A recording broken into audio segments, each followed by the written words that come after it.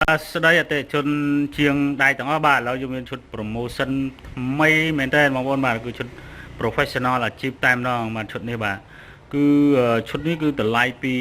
265ចុះនៅសល់តែ$185ប៉ុណ្ណោះបងប្អូនបាទគឺផលិតផលអាល្លឺម៉ង់លាយនឹងជាមួយផលិតផលថៃបាទពិសេសឈុតនេះបាទគឺធន់បាទជាពិសេសប៉ុស្តិ៍ផ្សារបងប្អូនបាទ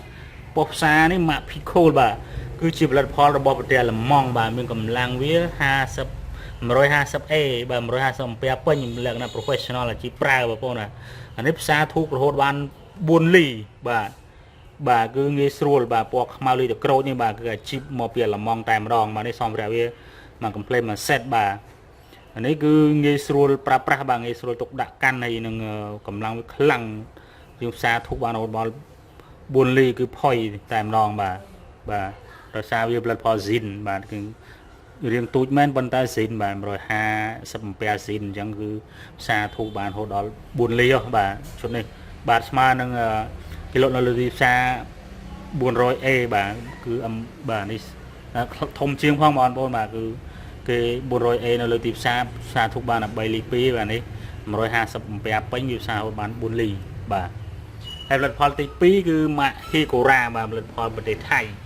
បាទគឺយើងបានស្វែងបុកម៉ាក Hikura មួយបាទ26លី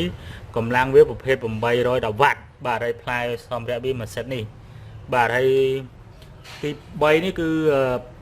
ម៉ូទ័រកាត់ដែកអាជីពបាទម៉ាក Master បាទលក្ខណៈ professional អាជីពប្រើបាទប្រភេទផ្លែ3ទឹកកន្លះបាទនេះ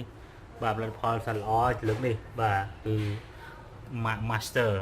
បាទហើយម៉ូទ័របាញ់វិស10លី1បាទហើយនឹងម៉ូទ័រឆាបផ្លែមទឹកមួយទៀតបាទហើយនឹងយើងបានកែងឆក់2គ្រាប់បាទហើយនឹងយើងបាននេះផ្លែកាត់នេះ5ហើយនឹងធូបផ្សារបាទសរុបទៅឈុតហ្នឹងគឺបានច្រើនមែនតើបងប្អូនបាទគឺមក set វាហ្នឹងមក complete វាហ្នឹងបាទដូចក្នុងវីដេអូយើងបង្ហាញយើងស្រាប់បងប្អូនបាទហើយ promotion ពិសេសមែនតើលើកនេះបងប្អូនម៉ាក PECOL បានផ្សារធូបបាន4លីបាទអញ្ចឹងយើងអាជីពយើងប្រើបានណាប្រើធូប4លី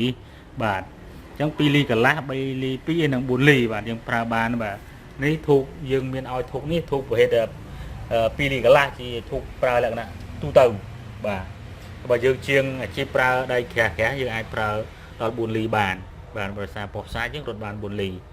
បាទឥឡូវយើងមើលប៉ុស្តិ៍កាត់ដែកម៉ូទ័រកាត់ដែកម៉ូទ័រឆាបម៉ូទ័របាញ់វេសប៉ុស្តិ៍ផ្សារបាទហើយនឹងកែងឆក់នឹងផ្លែបាទអញ្ចឹងបើសិនបងប្អូនយើងមានចំណាប់អារម្មណ៍បាទអាចតាក់ទងលេខទូរស័ព្ទខាងលើឬ comment មកបាទចង់បាន